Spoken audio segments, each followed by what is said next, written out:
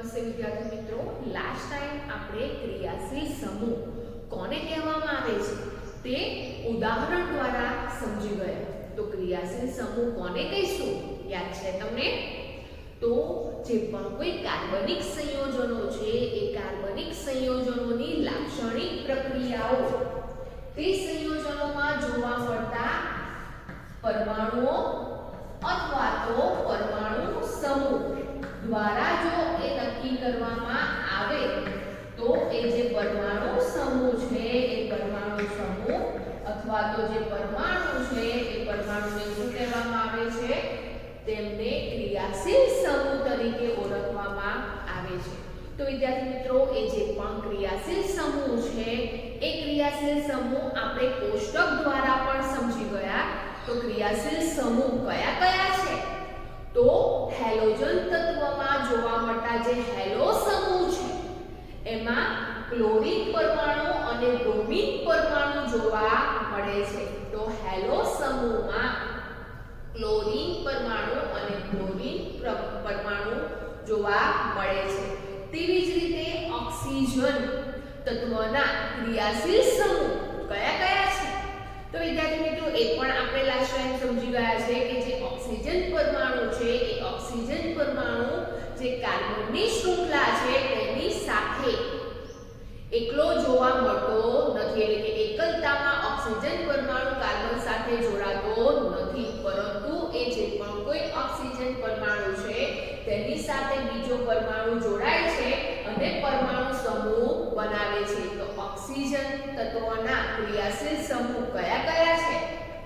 તો અહીંયા OH જોવા મળે છે જેને આલ્કોહોલ તરીકે ઓળખવામાં આવે છે. તો આલ્કોહોલ સમૂહ, એવી રીતે CHO જોવા મળે છે જેને આલ્ડીહાઇડ કહેવામાં આવે છે. તો આલ્ડીહાઇડ સમૂહ, તેવી જ રીતે C ડબલ બોન્ડ O જોવા મળે છે જેને કીટોન તરીકે ઓળખવામાં આવે છે. તો કીટોન સમૂહ, અને તેવી જ રીતે C ડબલ OH સમૂહ જોવા મળે છે જેને કાર્બોક્સિલિક એસિડ તરીકે ઓળખવામાં આવે છે. તો જે પણ કોઈ ક્રિયાશીલ સમૂહ છે એ ક્રિયાશીલ સમૂહમાં પરમાણુ અથવા તો પરમાણુ સમૂહ જોવા મળે છે. અને અહીંયા આ દર્શાવેલા જે પણ કોઈ પરમાણુ કે પરમાણુ સમૂહ છે તે કાર્બનની જે પણ શૃંખલા છે એ કાર્બનની શૃંખલામાંથી હાઇડ્રોજન પરમાણુનું વિસ્થાપન કરીને તેની કાર્બન શૃંખલા સાથે જોડાય છે. તો વિદ્યાર્થી મિત્રો, આજે આપણે આ જે પણ કોઈ કાર્બનિક સંયોજનો છે અથવા તો ક્રિયાશીલ સમૂહ છે એ ક્રિયાશીલ સમૂહમાં નવા નવા સંયોજનો કેવી રીતે બનાવવામાં આવે છે, ઉપરાંત તેમનું નામકરણ કેવી રીતે કરવામાં આવે છે અને તેમનું બંધારણ સૂત્ર કે આણ્વીય સૂત્ર શું થાય છે તેના વિશે સમજીએ. તો અહીંયા આપણે જે પણ કોઈ ક્રિયાશીલ સમૂહ સમજ્યા એ ક્રિયાશીલ સમૂહનું નામ,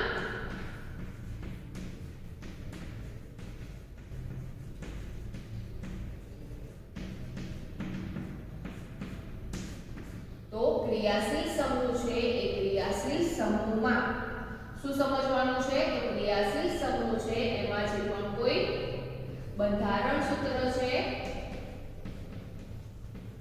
અને જે આણ્વીય સૂત્ર છે તે કેવી રીતે નક્કી કરવામાં આવે છે, તેવી જ રીતે તેમનું નામકરણ કેવી રીતે કરવામાં આવે છે તે આપણે જુદા જુદા ઉદાહરણ દ્વારા સમજીએ. તો વિદ્યાર્થી મિત્રો, જે પણ કોઈ જુદા જુદા ક્રિયાશીલ સમૂહ છે તે આપણે ક્લાસ ટાઈમ કોષ્ટક દ્વારા સમજી ગયા છે અને અત્યારે પણ અહીંયા ઉદાહરણ દ્વારા સમજ્યા.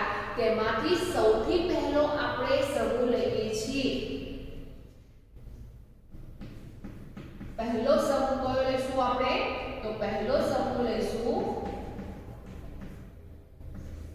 હેલોજન તત્વો, એટલે કે હેલો સમૂહ વિશે સમજીએ. તો આ જે હેલો સમૂહ છે એ હેલો સમૂહમાં કેટલા પરમાણુઓ જોવા મળે છે?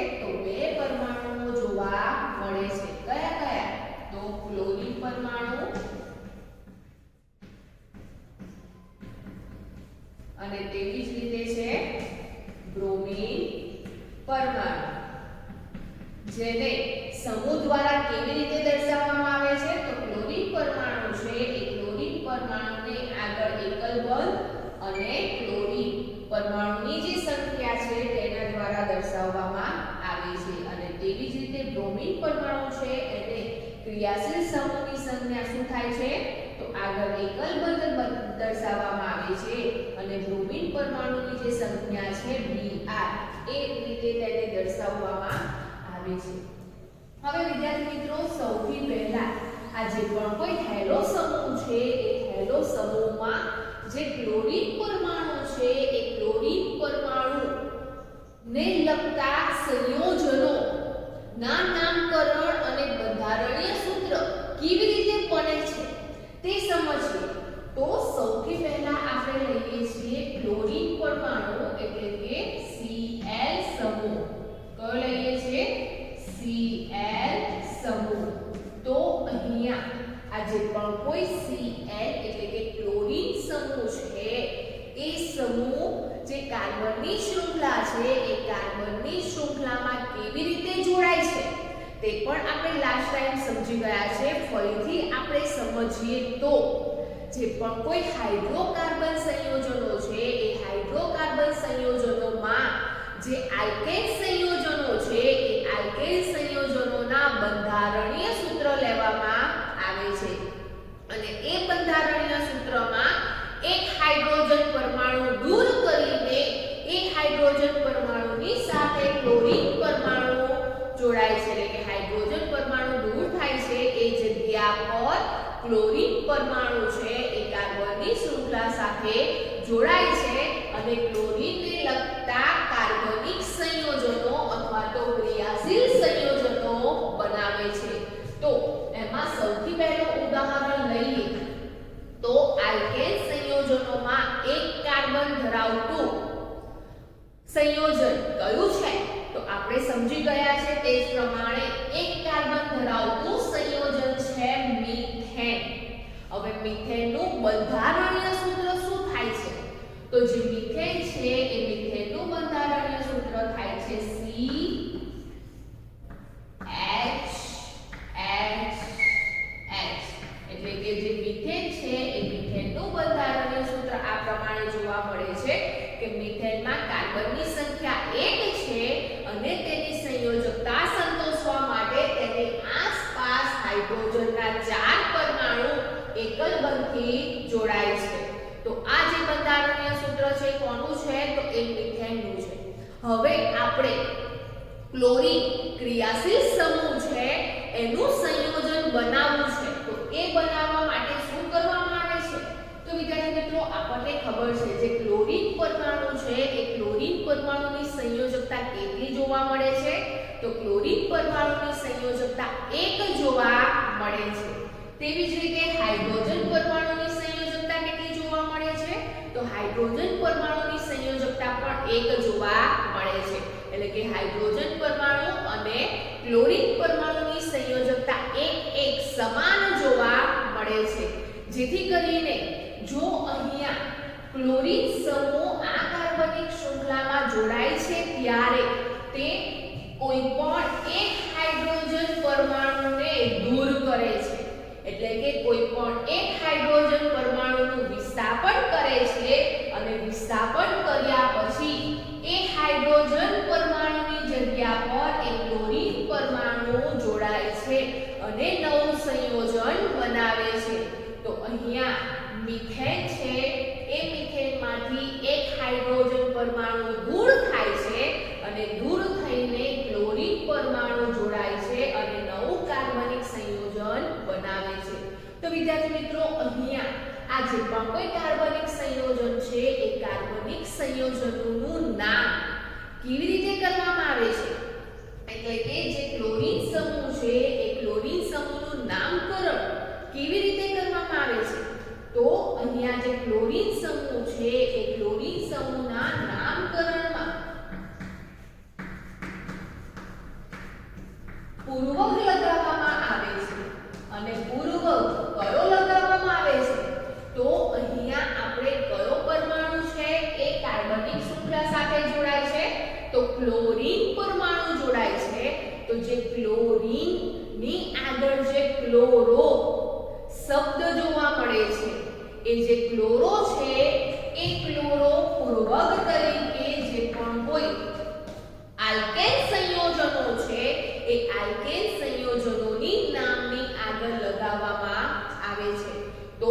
અહીંયા જે ક્લોરીન સમૂહ છે એ ક્લોરીન સમૂહથી બનતા જે પણ કોઈ કાર્બનિક સંયોજનો છે એ કાર્બનિક સંયોજનોના નામકરણમાં ક્લોરોપૂર્વક જે આલ્કેન સંયોજનો છે એ આલ્કેન સંયોજનોના નામની આગળ કરવામાં આવે છે. તો અહીંયા આ જે બંધારણીય સૂત્ર છે એ બંધારણીય સૂત્રનું નામકરણ શું થશે એટલે કે અહીંયા જે સંયોજન છે એનું નામ શું થશે? તો અહીંયા આપણે એક કાર્બન ધરાવતું સંયોજન આલ્કેન સંયોજન લીધેલ હતું. તો એક કાર્બન ધરાવતું આલ્કેન સંયોજન કયું છે? તો મિથેન. કયું છે? મિથેન. હવે એકમાંથી એક હાઇડ્રોજન પરમાણુ દૂર થઈને ક્લોરીન પરમાણુ જોડાય છે એટલે કે ક્લોરીન સમૂહ જોવા મળે છે. તો તેમાં પૂર્વક કયો લગાવવામાં આવે છે? ક્લોરોપૂર્વક લગાવવામાં આવે છે. એટલે કે જે આલ્કેન સંયોજન છે એમના નામની આગળ ક્લોરો લખવામાં આવે છે. તો આ જે સંયોજન છે એ સંયોજનનું નામ શું થાય છે? તો આ સંયોજનનું નામ ક્લોરોમિથેન થાય છે. શું થાય છે? ક્લોરોમિથેન. તેવી જ રીતે વિદ્યાર્થી મિત્રો હવે બીજા નંબરનું સૂત્ર આપણે સમજીએ. તો બે કાર્બન ધરાવતું સંયોજન એટલે કે આલ્કેન સંયોજન કયું છે? તો બે કાર્બન ધરાવતું આલ્કેન સંયોજન છે ઇથેન. અને ઇથેનનું બંધારણીય સૂત્ર શું જોવા મળે છે? તો જે ઇથેન છે એ ઇથેનનું બંધારણીય સૂત્રમાં બે કાર્બન પરમાણુઓ જોવા મળે છે અને તેની આસપાસ 6 હાઇડ્રોજન પરમાણુઓ એકલબંધી જોડાયેલા હોય છે. તો અહીંયા આ જે બંધારણીય સૂત્ર છે કોનું છે? તો ઇથેનનું છે. પરંતુ આપણે તે ક્લોરીન સમૂહ છે એના સંયોજનો બનાવવા છે. તો આ જે ઇથેન છે એ ઇથેનમાંથી એક હાઇડ્રોજન પરમાણુ શું થાય છે?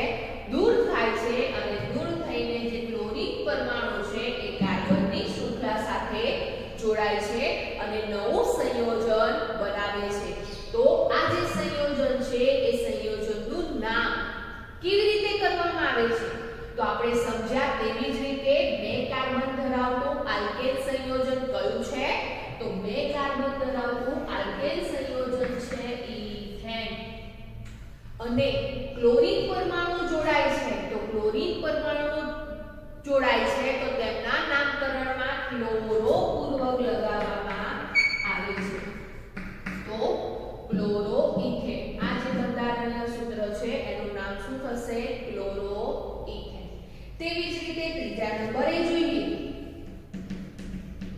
તો 3 કાર્બન ધરાવતું સંયોજન કયું છે? તો 3 કાર્બન ધરાવતું જે સંયોજન છે એ છે પ્રોપેન. તો જે પ્રોપેન છે એ પ્રોપેનમાં 3 કાર્બનની સંખ્યા જોવા મળે છે અને તેની આસપાસ 8 હાઇડ્રોજન પરમાણુ જોડાયેલા જોવા મળે છે. તો અહીંયા બીજા નંબરનું ઉદાહરણ આપણે સમજીએ છીએ એ છે પ્રોપેનનું બંધારણીય સૂત્ર. હવે આપણે તો ક્લોરીન સમૂહના સંયોજનો બનાવવા છે તો પ્રોપેનનું બંધારણીય સૂત્ર છે એ બંધારણીય સૂત્રમાંથી એક હાઇડ્રોજન પરમાણુ દૂર થાય છે અને તેની સાથે ક્લોરીનનો એક પરમાણુ જોડાય છે. તો અહીંયા જે પણ કોઈ સંયોજન બને છે એનું નામ શું થશે? તો અહીંયા જે પણ કોઈ સંયોજન બન્યું છે એનું નામ થશે ક્લોરોપ્રોપેન. શું થશે? ક્લોરોપ્રોપેન. તો આ જે ક્લોરીન સમૂહ ધરાવતા જે પણ કોઈ ક્રિયાશીલ સંયોજનો છે કે કાર્બનિક સંયોજનો છે એ કાર્બનિક સંયોજનોના નામકરણમાં આલ્કેન સંયોજનોનું મૂળ નામ લખવામાં આવે છે અને તેની આગળ ક્લોરોપૂર્વક લગાવવામાં આવે છે. તો આ જે પણ કોઈ ક્લોરીન સંયોજનો છે એ ક્લોરીન સંયોજનોમાં ક્લોરીન નું જે બંધારણીય સૂત્ર છે કેવી રીતે બને છે? તો આલ્કેનના મૂળ સંયોજનો છે એમના બંધારણીય સૂત્ર લખીને એક હાઇડ્રોજન પરમાણુ દૂર કરવામાં આવે છે અને તેની જગ્યાએ ક્લોરીન પરમાણુ લખવામાં આવે છે તો નવું સંયોજન બને છે. તો અહીંયા આપણે જુદા જુદા 3 ઉદાહરણો સમજ્યા.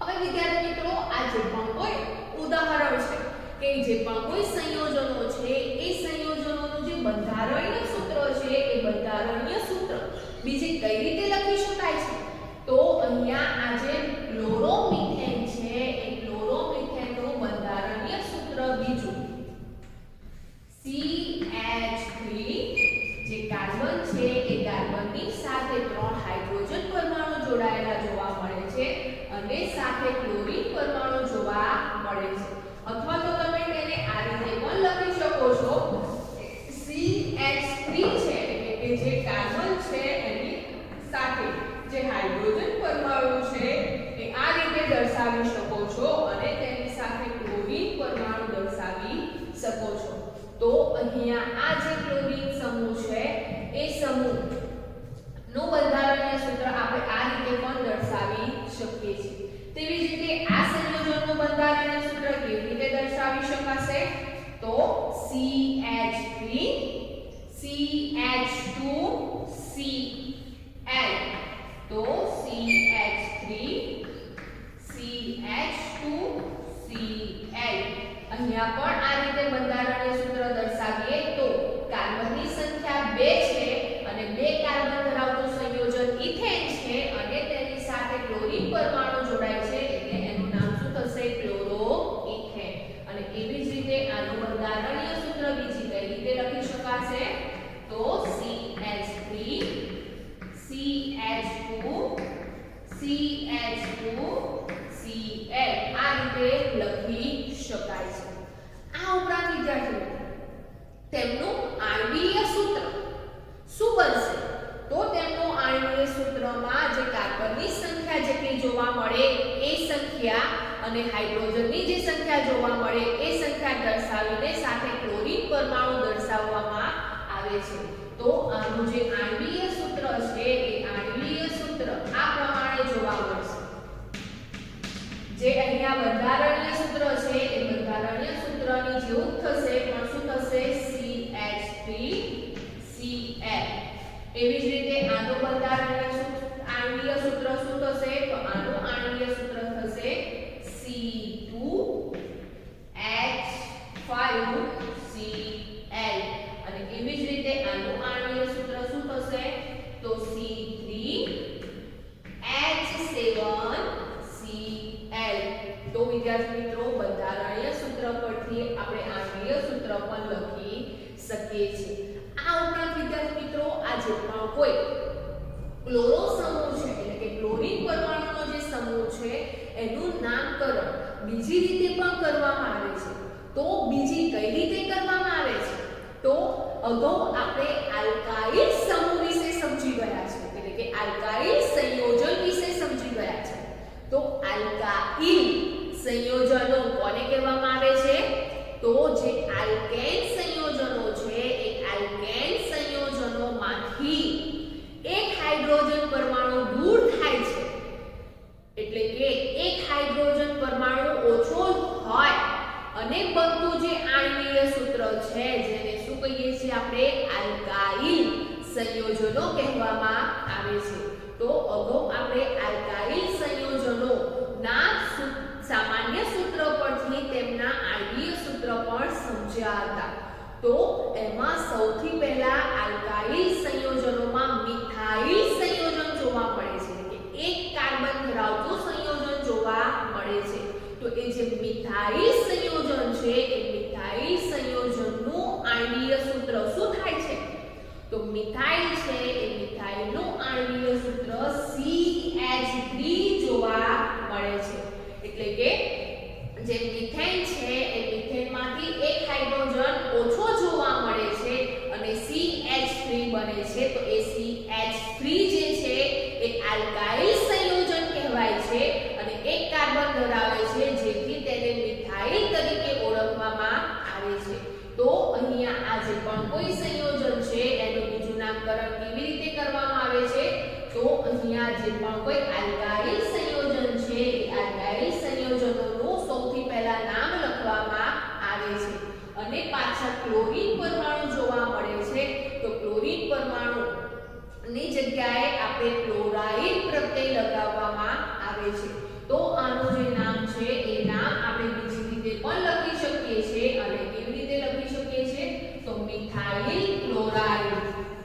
કેવી રીતે લખીશું? Methyl chloride. મિથાઇલ કેમ? તો CH3 જોવા મળે છે જેને મિથાઇલ કહેવામાં આવે છે અને ક્લોરીન પરમાણુ છે એટલે ક્લોરાઇડ જોવા મળે છે. તો અહીંયા આ સંયોજનના નામ બે થાય છે. જો પૂર્વક તરીકે ક્લોરો રંગ લગાવીએ છીએ ત્યારે આલ્કેન સંયોજનોનું મૂળ નામ લખવામાં આવે છે, પરંતુ જો આપણે ક્લોરાઇડ પ્રત્યે લગાવીએ છીએ ત્યારે આલ્કાઇલ સંયોજનોનું નામ લખવામાં આવે છે. તો અહીંયા ક્લોરોમિથેન અથવા તો મિથાઇલ ક્લોરાઇડ કહેવામાં આવે છે. તેવી જ રીતે આ સંયોજનનું બીજું નામ શું થશે?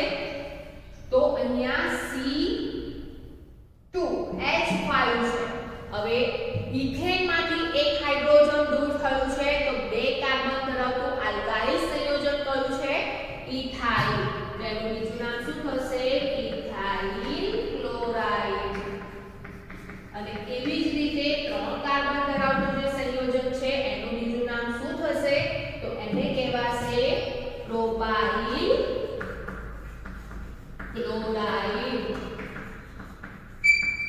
તો અહીંયા આ જે પણ કોઈ ક્લોરીન સમૂહ છે એ ક્લોરીન સમૂહના સંયોજનો આપણને જુદા જુદા જોવા મળે છે.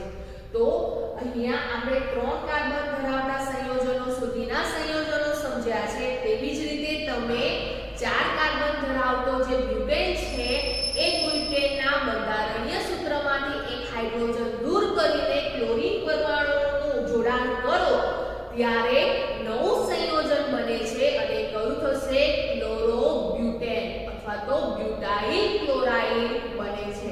તેવી જ રીતે પાંચ કાર્બન ધરાવતા સંયોજન પેન્ટેનમાં પણ આપણે આ રીતે દર્શાવી શકીએ છીએ. તો આમ જુદા જુદા કાર્બનની સંખ્યા દર્શાવતા જે પણ કોઈ સંયોજનો છે એ આલ્કેન સંયોજનોમાંથી એક હાઇડ્રોજન દૂર કરતા અને તેની જગ્યાએ ક્લોરીન પરમાણુ એટલે કે ક્લોરીન સમૂહ જોડતા ક્લોરીન સમૂહના જે ક્રિયાશીલ સમૂહ છે જે કાર્બનિક સંયોજનો છે આપણને જુદા જુદા જોવા મળે છે. આ ઉપરાંત વિદ્યાર્થી મિત્રો અહીંયા જે ક્રિયાશીલ સમૂહ છે એ ક્રિયાશીલ સમૂહ કેવા જોવા મળે છે? તો ક્રિયાશીલ સમૂહ અહીંયા ત્રણેયમાં એક સરખો જોવા મળે છે અને કયો છે? તો તે છે ક્લોરીન. તો અહીંયા એક જ ક્રિયાશીલ સમૂહ ધરાવતા જે જુદા જુદા કાર્બનિક સંયોજનો છે અથવા તો હાઇડ્રોકાર્બન સંયોજનો છે અથવા તો ક્રિયાશીલ સંયોજનો છે એ સંયોજનોની રાસાયણિક પ્રક્રિયાઓ કેવી જોવા મળે છે? તો એ સંયોજનોની રાસાયણિક પ્રક્રિયા એક સમાન જોવા મળે છે. હવે તેવી જ રીતે આપણે હેલોજન તત્વો એટલે કે જે હેલો સમૂહ સમજીએ છીએ એમાં બીજો સમૂહ લઈએ તો બીજા સમૂહમાં કયો સમૂહ થશે? તો બીજો સમૂહ છે એ આપણો થાય છે બ્રોમિન પરમાણુ. એટલે કે એમાં શું જોવા મળે છે? બ્રોમિન નો પરમાણુ જોવા મળે છે. તો હેલો સમૂહ છે એ હેલો સમૂહમાં આપણે ક્લોરીન સમૂહ સમજી ગયા. તેવી જ રીતે હવે બ્રોમિન સમૂહ વિશે સમજીએ તો જે બ્રોમિન છે એ બ્રોમિનની સંયોજકતા પણ એક જોવા મળે છે. તો જેવી રીતે આપણે અહીંયા જે ક્લોરીન પરમાણુ છે એ ક્લોરીન પરમાણુ જે કાર્બનની શૃંખલા છે એ કાર્બનની શૃંખલા સાથે હાઇડ્રોજનનું વિસ્થાપન કરીને જોડાય છે, તેવી જ રીતે અહીંયા જે બ્રોમિન પરમાણુ છે એ બ્રોમિન પરમાણુ એક હાઇડ્રોજનનું વિસ્થાપન કરીને તેની જગ્યાએ જોડાય છે. તો સૌથી પહેલા આપણે એક કાર્બન ધરાવતું જે સંયોજન છે એક કાર્બન ધરાવતા સંયોજન વિશે સમજીએ. તો એક કાર્બન ધરાવતું સંયોજન કયું છે? મિથેન છે. તો આ જે પણ કોઈ મિથેન છે એ મિથેનમાં આપણે હવે બ્રોમિન સમૂહ ના સંયોજનો બનાવવા છે. તો કેવી રીતે બનાવીશું? તો વિદ્યાર્થી મિત્રો અહીંયા જે મિથેન છે એ મિથેનના બંધારણીય સૂત્રમાંથી એક હાઇડ્રોજન પરમાણુ દૂર કરવામાં આવે છે અને તેની જગ્યાએ બ્રોમિનનો પરમાણુ જોડવામાં આવે છે. તો અહીંયા આ પ્રમાણેનું જે બંધારણીય સૂત્ર બને છે એ બ્રોમિન સમૂહના જે સંયોજનો છે તે બને છે, એટલે કે નવા કાર્બનિક સંયોજનો બને છે. તો વિદ્યાર્થી મિત્રો અહીંયા આ જે પણ કોઈ નવું સંયોજન બન્યું છે એ નવું સંયોજનનું નામ કેવી રીતે કરવામાં આવે છે, તેનું નામકરણ કેવી રીતે કરવામાં આવે છે, તો આપણે જેવી રીતે ક્લોરીન પરમાણુમાં સમજ્યા તેવી જ રીતે અહીંયા આ જે બ્રોમિન સમૂહ છે એના નામકરણમાં પૂર્વક લગાવવામાં આવે છે. અને કયો પૂર્વક લગાવવામાં આવે છે, તો બ્રોમો પૂર્વક લગાવવામાં આવે છે. તો તેનું નામકરણ પણ તેવી જ રીતે કરવામાં આવે છે કે આલ્કેન સંયોજનોનું જે મૂળ નામ છે એ મૂળ નામ લખવામાં આવે છે અને તેની આગળ જે પૂર્વક છે એ પૂર્વક લખવામાં આવે છે. તો આનું નામ શું થશે, બ્રોમોમિથેન. શું થશે, બ્રોમોમિથેન. આ ઉપરાંત આપણે બીજી રીતે પણ નામકરણ શીખી ગયા છે. હમણાં જ સમજી ગયા કે બીજી રીતે તેનું નામ કેવી રીતે કરવામાં આવે છે. તો આ સંયોજનોમાં આલ્કાઇલ સમૂહ જોવા મળે છે, એટલે કે આલ્કાઇલ સંયોજન જોવા મળે છે. તો આલ્કાઇલ સંયોજનોનું નામકરણ કરવામાં આવે છે અને પાછળ બ્રોમાઇડ પ્રત્યય લગાવવામાં આવે છે. જેમ ક્લોરીન છે તો ક્લોરાઇડ પ્રત્યય લગાવે છે, તેવી જ રીતે બ્રોમિન છે તો બ્રોમિનમાં બ્રોમાઇડ પ્રત્યય લાગે છે. તો તેનું બીજું નામ થશે મિથાઇલ બ્રોમાઇડ. બીજું શું નામ થશે, મિથાઇલ બ્રોમાઇડ. અને તેનું આણ્વીય સૂત્ર શું બનશે, તો એનું આણ્વીય સૂત્ર બનશે CH3Br. આ ઉપરાંત આ બંધારણીય સૂત્રને બીજી કઈ રીતે લખાશે, તો એ સૂત્રને બીજી આ રીતે પણ લખી શકાય છે, CH3 તો વિદ્યાર્થી મિત્રો, જેવી રીતે આપણે ક્લોરીન પરમાણુનું સમજી ગયા છે તેવી જ રીતે બ્રોમિન પરમાણુ જોડવાથી નવા નવા સંયોજનો બને છે.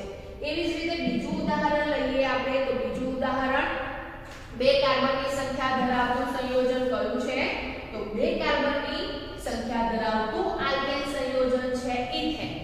હવે આ જે ઇથેન છે એ ઇથેનમાંથી એક હાઇડ્રોજન પરમાણુ દૂર થાય છે અને એક હાઇડ્રોજન પરમાણુ દૂર થઈને અહીંયા કયો પરમાણુ જોડાશે, તો અહીંયા બ્રોમિન પરમાણુ જોડાય છે. તો અહીંયા બ્રોમિન પરમાણુ જોડાશે ક્યારે, તો ઇથેન માંથી એક હાઇડ્રોજન પરમાણુ દૂર થાય છે અને સાથે બ્રોમિન પરમાણુ જોડાય છે. તો આ જે નવું સંયોજન બને છે એ સંયોજનનું નામ શું થશે, તો અગાઉ શીખ્યા તે જ પ્રમાણે આ સંયોજનનું નામ થશે બ્રોમોઇથેન. શું થશે, બ્રોમોઇથેન. અને બીજું નામ શું થશે, તો બીજું નામ થશે ઇથાઇલ બ્રોમાઇડ. શું થશે, ઇથાઇલ બ્રોમાઇડ. અને એ જ પ્રમાણે આ જે બંધારણીય સૂત્ર છે એ બંધારણીય સૂત્રને આપણે આ રીતે પણ દર્શાવી શકીએ છીએ અને તેનું આણ્વીય સૂત્ર આપણને આ જોવા મળે છે. તો અહીંયા જે પણ ક્લોરીન સંયોજનો છે એ ક્લોરીન સંયોજનો આપણે સમજ્યા તે જ પ્રમાણે બ્રોમિન સંયોજનો જોવા મળે છે. અને એવી જ રીતે 3 કાર્બન ધરાવતું જે સંયોજન છે એ 3 કાર્બન ધરાવતા સંયોજન કયા છે, તો 3 કાર્બન ધરાવતું સંયોજન છે પ્રોપેન. હવે આ જે પ્રોપેન છે એ પ્રોપેનના સંયોજનમાંથી હાઇડ્રોજન પરમાણુ દૂર થાય છે અને દૂર થઈને બ્રોમિનનો પરમાણુ જોડાય છે. તો કયું સંયોજન બનશે, તો હવે તમને ખ્યાલ આવી ગયો હશે કે હવે જે પણ કોઈ સંયોજન બને છે એને કહેવામાં આવશે બ્રોમોપ્રોપેન. શું કહીશું આપણે, બ્રોમોપ્રોપેન. તો અહીંયા હાઇડ્રોજનનું વિસ્થાપન થઈને બ્રોમિન છે એ બ્રોમિન પરમાણુ સંયોજાય છે અને શું બનાવે છે, બ્રોમોપ્રોપેન બનાવે છે. અને તેનું બીજું નામ શું થશે, તો તેનું બીજું નામ થશે પ્રોપાઇલ બ્રોમાઇડ. તેવી જ રીતે તેમનું બંધારણીય સૂત્ર આ પ્રમાણે જોવા મળે છે અને તેમનું આણ્વીય સૂત્ર આ પ્રમાણે જોવા મળે છે. તો આ વિદ્યાર્થી મિત્રો, અહીંયા આ જે પણ કોઈ બ્રોમિન ક્રિયાશીલ સમૂહ છે એ બ્રોમિન ક્રિયાશીલ સમૂહમાં આપણે સૌથી પહેલો ક્રિયાશીલ સમૂહ જે હેલો તત્વનો સમૂહ છે તેના વિશે સમજ્યા. જેમાં બે પ્રકારના પરમાણુઓ જોવા મળે છે, ક્લોરીન પરમાણુ અને બ્રોમિન પરમાણુ. આ બંને પરમાણુના જે સંયોજનો છે એ સંયોજનો એક સરખા જોવા મળે છે, પરંતુ એમાં જે ક્રિયાશીલ સમૂહ છે એ ક્રિયાશીલ સમૂહ કેવો જોવા મળે છે, જુદો જુદો જોવા મળે છે. પરંતુ બંને સંયોજનો સરખી રીતે બને છે. કેવી રીતે બને છે? તો આલ્કેન સંયોજનોનું જે બંધારણીય સૂત્ર છે એ બંધારણીય સૂત્રમાંથી એક હાઇડ્રોજન પરમાણુ દૂર થાય છે અને એ હાઇડ્રોજન પરમાણુની જગ્યાએ આ જે હેલો સમૂહ છે એ હેલો સમૂહના પરમાણુઓ જોડાય છે અને નવું કાર્બનિક સંયોજન બનાવે છે. તો જે પ્રમાણે આપણે ક્લોરીન સમૂહના સંયોજનો સમજી ગયા તેવી જ રીતે બ્રોમિન પરમાણુ એટલે કે બ્રોમિન સમૂહના સંયોજનો જોવા મળે છે. હવે અહીંયા પણ બ્રોમિન ક્રિયાશીલ સમૂહ કેવો જોવા મળે છે? સમાન જોવા મળે છે, પરંતુ સંયોજનો કેવા છે? જુદા જુદા છે. તો અહીંયા ક્રિયાશીલ સમૂહ એક છે, પરંતુ જુદા જુદા કાર્બનિક સંયોજનો છે, પરંતુ તેમાં રાસાયણિક પ્રક્રિયા કેવી જોવા મળે છે? એક સરખી જોવા મળે છે. તો ક્રિયાશીલ સમૂહમાં સૌથી પહેલો સમૂહ આપણે હેલો સમૂહ સમજ્યા અને હેલો સમૂહમાં ક્લોરીન સમૂહ અને બ્રોમિન સમૂહનું બંધારણીય સૂત્ર કેવી રીતે બને છે, તેમના નવા નવા સંયોજનો કેવી રીતે બને છે અને તેમનું નામકરણ કેવી રીતે કરવામાં આવે છે તેના વિશે આપણે સમજ્યા. અને આપણે જે સમજ્યા એ રીતે તમે ક્લોરીન પરમાણુ અને બ્રોમિન પરમાણુના જે નવા સંયોજનો છે એ જુદી જુદી કાર્બનની